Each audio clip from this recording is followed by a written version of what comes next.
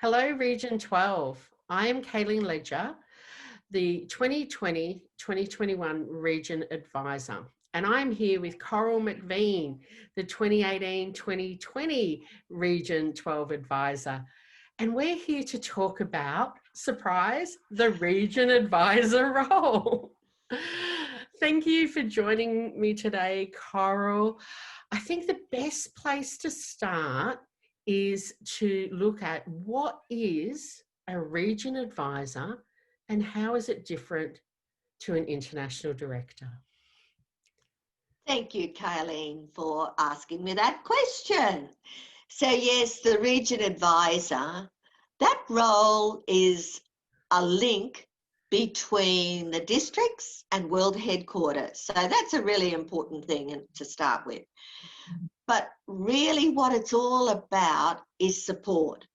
And the role of the region advisor is to support the district directors, program quality directors, club growth directors, and public relation managers in their districts within the one region. At the moment, we have 14 regions in the world and districts that are, regions that have up to 8 districts have one region advisor appointed to them. But the ones that have 9 or more have 2 region advisors. Now that may change because you all know about Proposal A, and Proposal A will change that if that gets through. Now, the region advisor, the role I said is to be a support, but it's a support to help those district directors achieve the district mission. And we all know what the district mission is: to build new clubs and to support all clubs in achieving excellence. It's really important for the region advisor to be able to assess what level that district is at and what they're likely to achieve. So for instance, it's not that the region advisor comes in and says, well guys, you haven't been distinguished in the district recognition program for many years, but this year you're all going to be president's distinguished. We need to be realistic. So region advisors need to be realistic with their district leaders. And this way you'll build up their trust. So I think it is really important that we know that those people we're working with are going to be doing their best.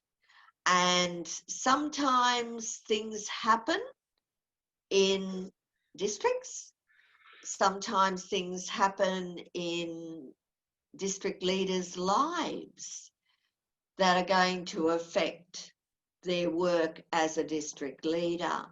So region advisors, as I said, they need to build up trust, and so they need to connect regularly with those district leaders so that they do know what's happening and they do have that understanding. So it comes back to time. If you're going to be a region advisor, be aware that it's going to take up a lot of your time, but at the same time, it's a very rewarding position. Now, the ID, the international director, is someone that the region advisor works with. And I've had that pleasure of working with 2 international directors, and both of them have been extremely supportive. So their role is different though. We as region advisors are very operational. We're working in the here and now, whereas the international directors, they're thinking strategically about where Toastmasters International will go in the future, about strategic plans. They need to be visionary in their thinking. So quite different from the region advisor. So for instance, some people think if I become a region advisor, then I'll move in and become an international director. It may work, but it may not work because you have two different mindsets when you go to do that. So keep that in mind when you're thinking about what the role of the region advisor is. The role of the international director is also for 2 years, whereas the region advisor is 15 months, with the first 3 months being a lovely period, a transition period. And that's when you get the opportunity connecting with all your new leaders and being able to understand who they are, treat them all as individuals, but not only who they are as people, who they are as district leaders. It's really important for region advisors to have this understanding. And those first 3 months give you that opportunity to really connect, to find out who you're going to work with, when you're going to work with them, how often, all those kinds of things. So this is all to do with the role of the RA and the support that you can give. So that answers that question, I think. Kaylene, I'll hand back to you. Well, thank you for that, and thank you for explaining the role of region advisor and the difference with the international director, and even touching on it's not a given that one role leads to the other role. Some people do, but they're really different skill sets that people need in these different roles. The region advisor being more operational, closer, working more closely with the districts, whereas the international director is working with the board and focusing on that bigger picture. You did touch on elements of support and needing to build trust. Could you share a bit more about the support that you as a region advisor provided to the district leaders? Oh yes, Kaylene, very happy to do that with you. The support comes in a few different ways, but one of the most important things, as I touched on before, is to have regular contact. So you might decide to be putting things out on Facebook all the time. So the region has a region Facebook page, and so you might be using that. You might be using emails, you might be using a WhatsApp chat, so that you're having that constant contact and interaction with those district leaders. I think that is really important. In this transition period that I was talking about, that's the time when you're going to work out when you will have your peer calls. So you will have peer calls with each of those district leaders. So the district directors, the program quality directors, the club growth directors, the public relation managers. Sometimes you might have, say, club growth directors and public relation managers together. Sometimes you might have all of them together. So if you're discussing the district success plan, it might be appropriate to have them all together because you want input from everybody in that district success plan. It's not just something the district director does by himself or herself. Also, you might be having in those peer calls someone special coming on board who's an expert in a particular field. So peer calls are really important. And in this transition period, that's when you can work out with your new people when it's going to suit them to have these peer calls and how often. Now, you definitely need to have it bi-monthly, but if the district leaders want it, to have it monthly is going to be beneficial. It's just difficult sometimes because things like district leader training, club contests, area contests, division contests, all of these things get in the way because in our region, because there's such a big time frame difference between Indonesia and New Zealand, we worked it out, we can't have it on any night or we'd be asking someone to join us at 11 p.m. And we really don't think that that's appropriate. Mind you, RAs are expected to do that for monthly RA calls, but that's a different story. Back to the peer calls. So these peer calls are really important because this is the opportunity for you as a region advisor to facilitate them. Obviously, you have a program beforehand and you've decided on topics and you've asked for their input also, because these are the people who are on the ground. They're the ones doing the roles, and they want to be able to share their ideas and share their challenges. So these are important reasons for having these peer calls and having them regularly. And sometimes they could be an hour and a half, 2 hours. And so it's in this transition period that you can work out these things for the whole year. So you start off your real year as of the beginning of July, knowing where you're going and having a plan of how you're going to get there. So the transition period is really a fantastic time. Now, the other kind of support that you have is you have calls with the district teams.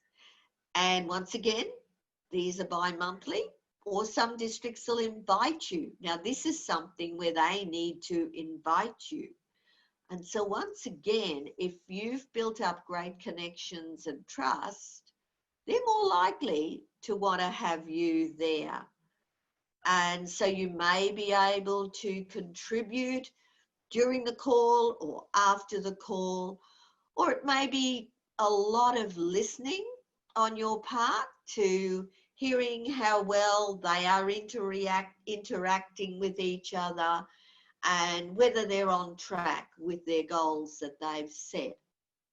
So you might have a district team of the top trio plus the public relation managers, or you might have the top table, or you might have the district executive committee. Doesn't matter. You might have a variety. Sometimes have a small group, sometimes a bigger group. You will gain from being on these calls. So you need to set up the times with those district leaders for the whole year. And once again, bi-monthly at least, but monthly if they're prepared to do that. So these are some of the ways that you can support. And as I said, it's really important that you have this ongoing support. So I did a weekly update and found that, well, I got feedback from a lot of people to say, yes, that they found that was really good. It reminded them of things that were coming up. Now, not everybody is going to need that. Some people are actually going to say, look, just tell me once and I've got it documented. You don't need to remind me.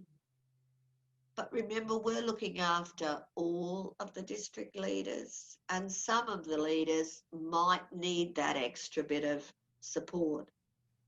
So this is something that when you have that initial phone call, you can assess what kind of support that particular district leader is going to have, because sometimes you'll find district leaders have gone through all the steps and therefore they have an overall understanding of everything. And other times you find that through unusual circumstances, they've gone from here to here with very little in between. And they're the ones who might need a lot of support. So when you're, say, doing a marketing plan, for instance, for club growth directors who've just come from being an area director and haven't been division director, for instance, that person might need a lot of help with forming their marketing plan. Whereas somebody else who's done a lot of work in their everyday work with marketing might think, that's a piece of cake for me. I know how to do it. And they're happy just to share it with you, and you can say, yes, that's great, or have you thought about this? Whereas somebody else, you're kind of really helping them step by step. So that's why those 3 months transition are really important, because you get started off in a great way for your year with the kind of support. So I've mentioned like marketing plans, district success plan, but there's so many things. So for club growth directors, thinking about corporate programs and how to approach this and what works and what doesn't work, and giving them some guidance there, perhaps doing a demonstration on a peer call so that they're acting out at the activity. These kinds of things are going to be useful. So I think, Kaylene, there's some ideas about the support that we can give. It's one-on-one, it's in teams, it's in peer groups, and it's an ongoing thing on a very regular basis. Absolutely. Thank you for that. And thank you for tapping into the importance of the transition period and building those relationships early, and just spending the time connecting with them and working out how best to support each of the district leaders. The other thing in that transition period is that you are fortunate to have the person that is the region advisor at the time, like in my case, Coral and I transitioned. So you were my mentor throughout that whole transition period and helping me learn what was going to happen. And there was many times that I looked and I went, and I know we spoke after the meetings as a bit of a debrief for part of my learning, and be like, oh, blah, blah, blah. And I'd say something and it'd be like, yeah, but that's not your place, Kaylene. And it was so good to have that support and conversation, because I could have got myself in trouble early on, because I would have jumped in, not with the region advisor hat on, but kind of still a district leader type hat on. So that transition period is so valuable for the mentoring that you get, as well as forming the relationships. And you mentioned resources, and there's the club growth director handbook that's available, the new one, district strategies, and your district leader handbook. So they're all for the district leaders, but you also have a region advisor handbook as well. So there's so many resources, you know, to help you get your head around it, and to be able to provide the support for these leaders, and to give them as much care and nurturing and guidance along the way. You also did tap into about we have big time zones in our region, from New Zealand to Indonesia. As a region advisor, you're part of a global network, and you alluded to the different time zones with the meetings. But what is it like working with region advisors from around the world? Thank you, Kaylene. That is an interesting thought, isn't it? Some region advisors come in and they've been a district director a couple of years ago. So therefore, they actually know some of those region advisors. When I became a region advisor, I didn't know anyone, because I'd been a district governor a long time ago. And therefore, everybody was new to me. And it wasn't until I actually got to meet these people face to face at the district leader training that it really hit home to me how valuable each of them were. Now, before that, of course, we were online to do our training for the district leader training. Also, we have monthly region advisor calls, which I alluded to before and told you that if Toastmasters International wanted to do something wonderful for Region 12, then they might change the time that these meetings are held. Because for us, it was either 11 p.m. or midnight throughout the year.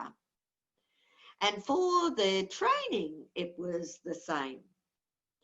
And in my case, because I was always doing my practice sessions at midnight till 1 a.m., I didn't come across as being a very lively person. And then when they met me in person, they went, wow, this is different. This is a different person from the one we hear.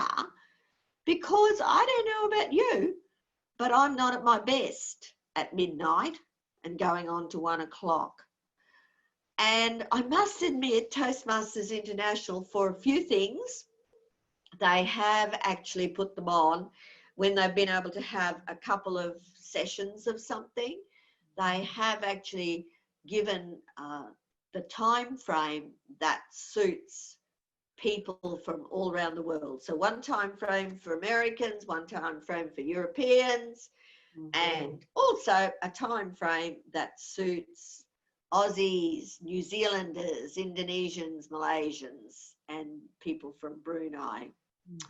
So that is a really important thing of knowing that you're going to have those calls on a monthly basis where you share thoughts, you have someone who's the scribe, someone who's facilitating. So you do get to know those people, but you find they have different cultures. And yes, in Australia, we have lots of different cultures, but we're not, well, I wasn't working with those people. So coming to being a region advisor and working with people from different parts of the world is exciting because it widens your horizon. You start to see people differently. They think differently, completely differently. And what you might do as a normal thing might be offensive to somebody else's culture. And so you become very perceptive, very aware of differences and show respect to people. So I have learned that different region advisors around the world from different countries with different cultures, different approaches. You know, some cultures have this idea they have to be first at absolutely everything, whereas Australians don't have that attitude. Sometimes I'd like them to have it. I'd like to get behind some Australians and say, go for it, you can do it. Push them, push them. But that's not the norm for them. So you have to respect people's cultures. And so hearing these other people who have this other attitude is good for the ones who don't have that, because that can be an encouragement for them to step up and try something a bit different. It's great too when you're coming to the training, because with the training I found the RAs also approached that differently from how I would have approached it. Just going by what had happened in my own district, and they would be talking about what's happened in their districts. So therefore, it's great because it opens our minds in so many different ways. So Kaylene, they're just a couple of ideas. Oh, and also Microsoft Teams is another good way that we're able to share as region advisors. And I mentioned WhatsApp. We have a WhatsApp group for all the region advisors. And, you know, you can just put in fun things and you can get to know people on that level, not just as region advisors. So there are tools out there that are going to help give that understanding and bring that gap closer together with understanding. So they're just a couple of the things that I think are important about region advisors coming from all parts of the world. Kaylene. Thank you. I do like that point about you get to learn different things from what's happening in their districts, or you learn about different cultures. I remember I was sitting at the training recently and they mentioned a barn lifting or something like that. I'm like, what? And it ended up being a slide in the training. So I understand that there's a community in America and they all come together and they all hands on deck and put this big barn together. But at the start I was like, what are they talking about? And that's the rich part of it, is that your eyes are opening to learnings that I would never have had if I hadn't have had this experience of putting my hand up and helping. And yeah, you had the benefit of the face-to-face training. I've just learned a whole new skill about online training, which was completely different. The good thing from my experience was they did do a lot of those, not the 7 a.m. mountain time, which is 11 p.m. our time here on the east coast of Australia. They also had 5 p.m. and 7 p.m., which was 9 a.m. and 11 a.m. So being self-employed, working for myself, I was able to not have clients at that time of the day and do it in the morning. So that's a good change that I think has obviously come from your time in the region advisor position. So you were fortunate to have 2 years in the region advisor position. We mentioned before that it's a 15-month term, but there is an option for people to reapply or tapped on the shoulder to reapply and do 2 consecutive terms. And you saw a lot in those 2 years. You saw that COVID hit, as well as bushfires and so many other things before that as well. What did you personally gain from being a region advisor? So, Kaylene, yes, I was fortunate to have 2 years, and so I learnt things in my first year that I was able to change for my second year. And that was a real benefit in being given that opportunity to do it for 2 years, because also when you're in Australia, you are a long way away from everyone and you feel like you're a long way away at times too. And I think as time has gone on, there's been more coming together of region advisors and more sharing than there was before. So coming in my first year, I did not feel like I knew much at all. It was all a big learning curve. So in the second year, of course, I had tried things and some things had worked and others hadn't worked as well. So I was ready to try new things, and that was really exciting. And then COVID came along. And so that challenged us, because we had these district leaders who'd all been working really hard, all achieving, some achieving extremely well. And so I learned that what is really important is to care and support those district leaders and to help them to do that, and to let them know that that was the most important thing, and that I was not going to be on their tails, not that I could be anyway, but on their tails about, well, said that you're going to achieve this for this particular year, and now it looks like you're falling behind and you're not going to achieve it, that was not part of it at all. What was important, as I said, was to support and care for those district leaders as individuals and to listen to them. And so what came out of it were opportunities that they saw some opportunities. They shared those opportunities with each other and they tried them. And that made a big difference to their districts, right down to individual members in their clubs.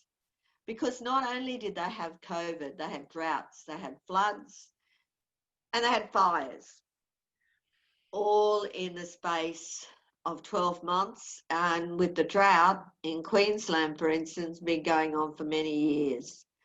So these are very challenging things, and so we had to be real. And I learned very much that it's a good thing to be vulnerable. It's a good thing to allow yourself to be authentic, to be who you are, and for them to see who you are.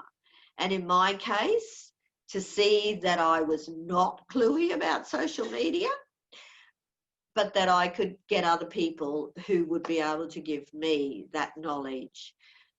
It was okay to not have the answers to everything, because I could always find the answers out from other people if I needed to. And I learned also that it's okay to make mistakes. And if I made a mistake, or I shouldn't say if, because I did, when I made a mistake, it was okay just to say, well, I'm really sorry, I've made a mistake there, and not to have any ifs or buts or anything like that to explain why, to be self-defensive, but rather this is just a matter of fact, this is just life happening. And I found that the district leaders supported me in that way. So they were some things that I learned, but I also learned that, as I said, some people need a lot of support and others don't. And if they don't, let them do their thing as long as they're following Toastmasters International ways. And certainly don't micromanage. I'm not a person, well, I don't believe I'm a person who micromanages. And you could be tempted at times to want to do that to help, but a region advisor's role is not to do the work. It's to be there to mentor, to coach, to guide, to support, to care. And I learned a lot about coaching, mentoring, supporting as I watched, as I did, and saw them developing. So it was wonderful to see people developing as leaders. And because I was there for 2 years, I saw great changes in district leaders, particularly the ones who stepped up from program quality to being district director and club growth director to program quality director. I found that that was very, very rewarding. And so I learned many, many things about those people because I'd had that opportunity to get to know them and to work with them over 2 years. So they're just some of the things, Kaylene, that I have learned about myself. And so many wonderful insights in there. And one thing that I observed through the transition was the connection that you built. You built what I looked at as lifetime friends Mm. through that 2-year period. The respect that you had for them, the respect they had for you, and it was such a highlight to be there at the farewell with a smile, to hear the leaders with their farewell, but also for them to celebrate your term as region advisor. It's giving me goosebumps remembering it now. It was such a beautiful highlight of demonstrating the best of the role, Mm. being a region advisor and a district leader all coming together. So part of us talking today is to inspire, and I'm sure from everything you've already said, people that are going to be listening to this will be already planting these seeds for them to put their hand up. But what advice do you have for someone that is thinking to apply for the role of region advisor?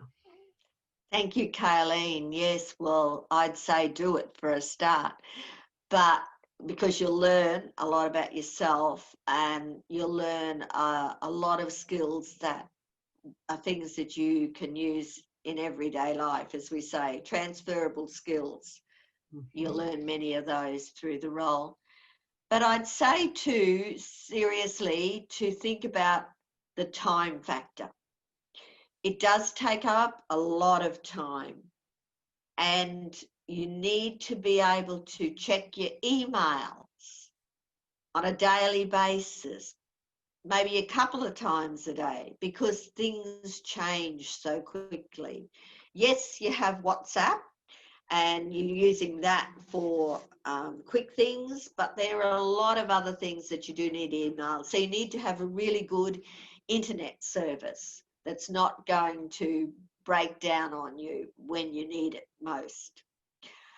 I think you need to be aware that whenever you have two people together who are passionate about anything at all, they'll have a difference of opinion, and that might be healthy conflict, or it might be conflict that needs to be addressed. So not to be frightened about conflict, that conflict is natural, can be healthy, but it does need to be addressed. And you are in a position to be able to help district leaders with that. I think you need to, well, in your application, you have to send a video of yourself doing a live training. So you need to be able to be a facilitator. You need to be a listener, definitely an active listener. Because people, as I've said, will share things with you if they trust you. And sometimes you might be the one person they feel they can share something with.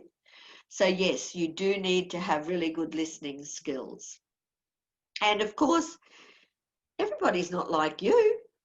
So we need all of us to be able to work with all different types of leaders and to be able to find out what we do have in common and build from that. To be prepared, to be available, but also have your own boundaries. And if you've set up some boundaries and you've let the district leaders know, then maintain those boundaries. Otherwise, you're not being true to yourself. So things like that, I think, are important. Once COVID's over, there will be district leader training and mid-year training, and you need to travel for that. So if you're a full-time worker, you need to consider putting that in as your holiday and your holiday at that particular time. Or if your employer, or if you're self-employed, well, it's a bit easier, but if your employer is happy for you to have time off for Toastmasters, well, then that's wonderful. But you do need to have that time for district visits. If you're going on a district visit, that could be a few days, up to say 5 days that you might be away. And you need also, time frames can be different.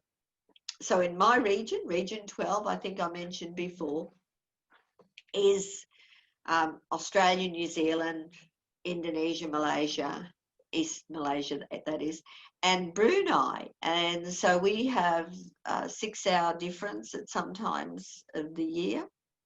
So you need to be able to work with those times. But the other time frame you need is the region advisors have monthly meetings. And they usually occur at our 11 p.m. or our midnight.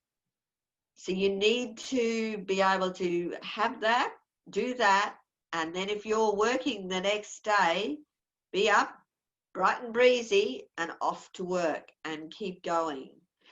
So these are things that you do need to consider, is the timing for travel, for training, for these monthly calls, because these are expectations.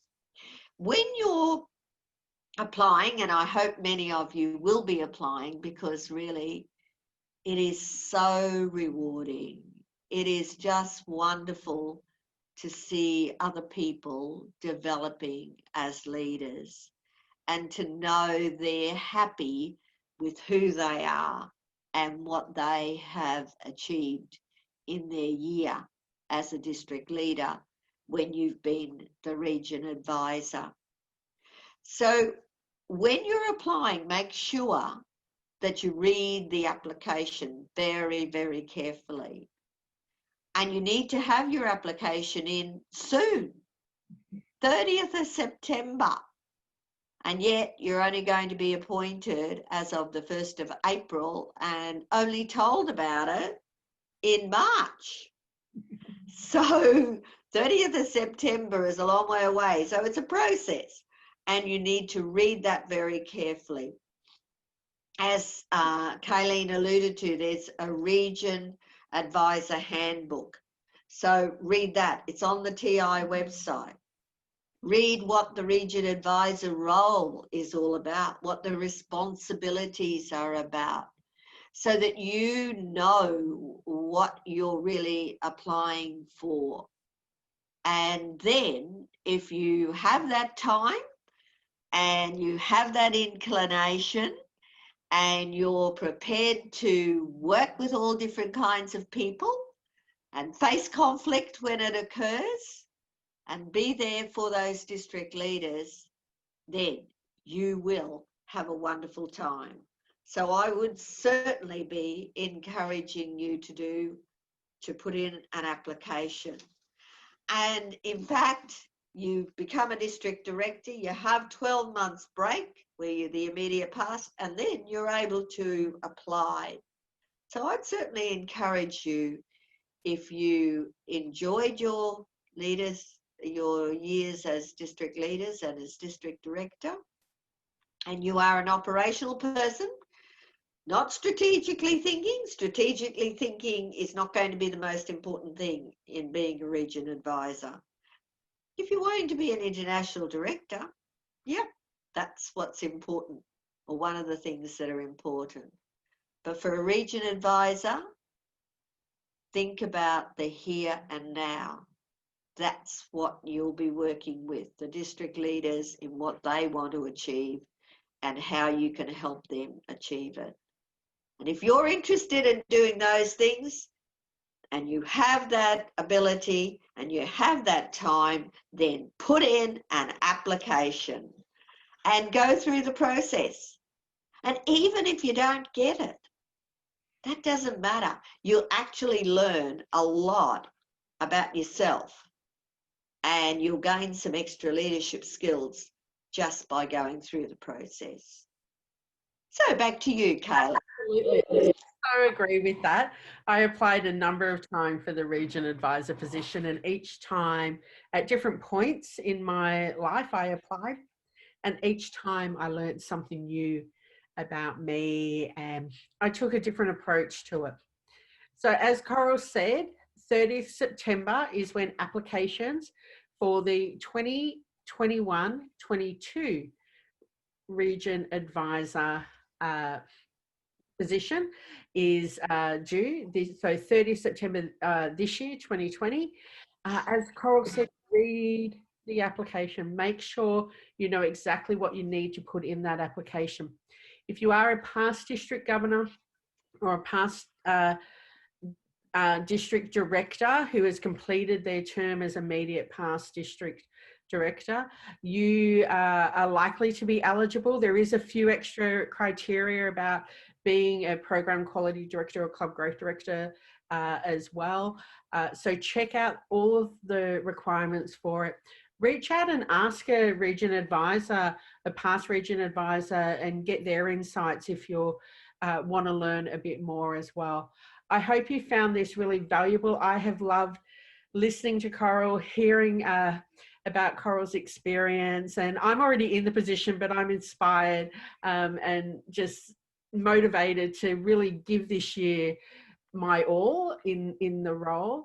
And I really look forward to seeing many leaders that are eligible now and future leaders that are coming up through the ranks thinking of region advisor as a possibility for your continued learning in Toastmasters.